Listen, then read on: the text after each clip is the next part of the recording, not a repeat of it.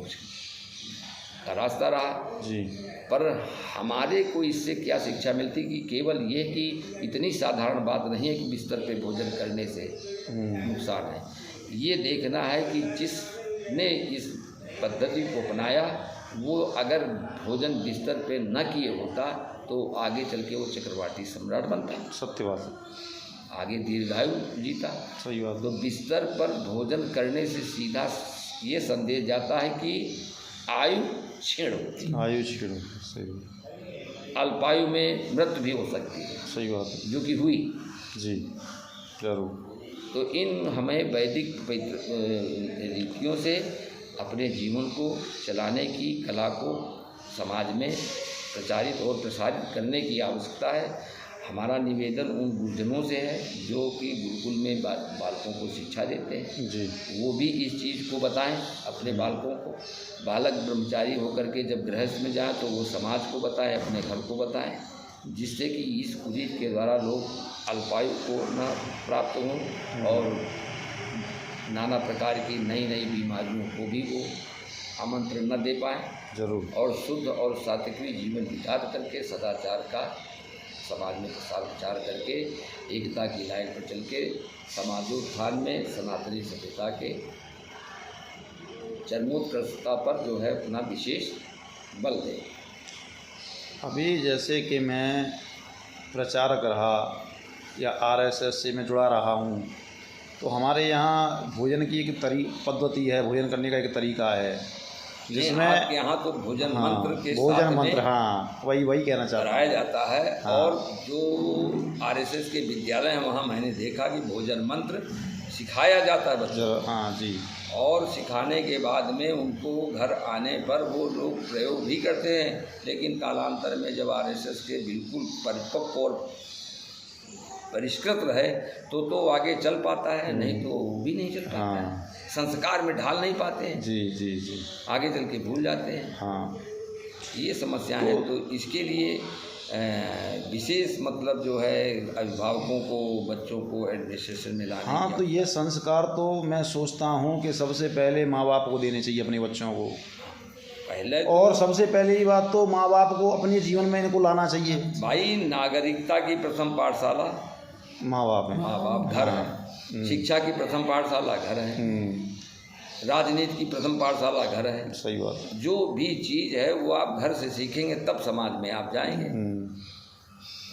तो घर से जब हम सुसंस्कृत नहीं हैं, घरों में भी आजकल आयाम ये है कि समय का अभाव सबके पास है।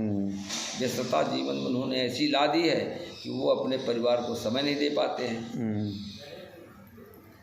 परिवार को समय नहीं दे पाते हैं या फिर मान लो खुद भी इतने व्यस्त हो गए हैं हाँ कि उनके पास अब जो है अपने जो पीढ़ी है उसके लिए समय ही नहीं है, भविष्य के बारे में सोच नहीं है। और अभी मॉडर्नाइजेशन आधुनिकता उनके दिमाग में इस प्रकार से गूंज गई है, उसी पर जो है वो अपने को सब कुछ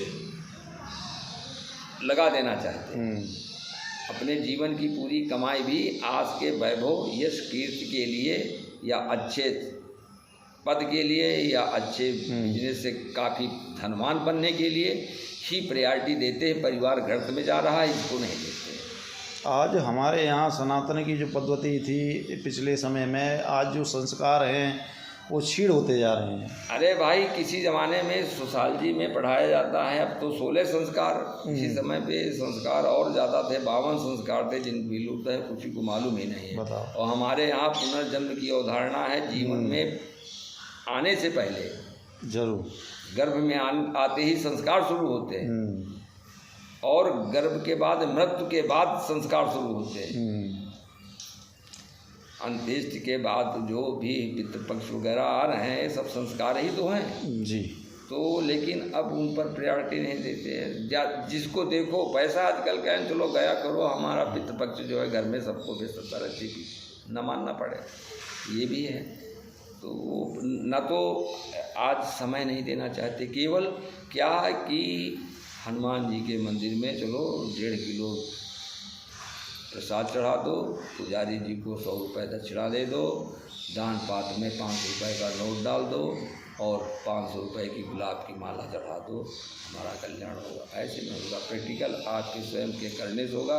मंजिल आपको तभी मिलेगी जब आप साइकिल से या कार से या कि पैदल चल करके जहाँ जाएंगे तो आपकी मनचाही दूरी तभी तय होगी और तभी आप वहाँ पहुँच पाएंगे। इसी प्रकार से वैकुंठ का भी रास्ता है।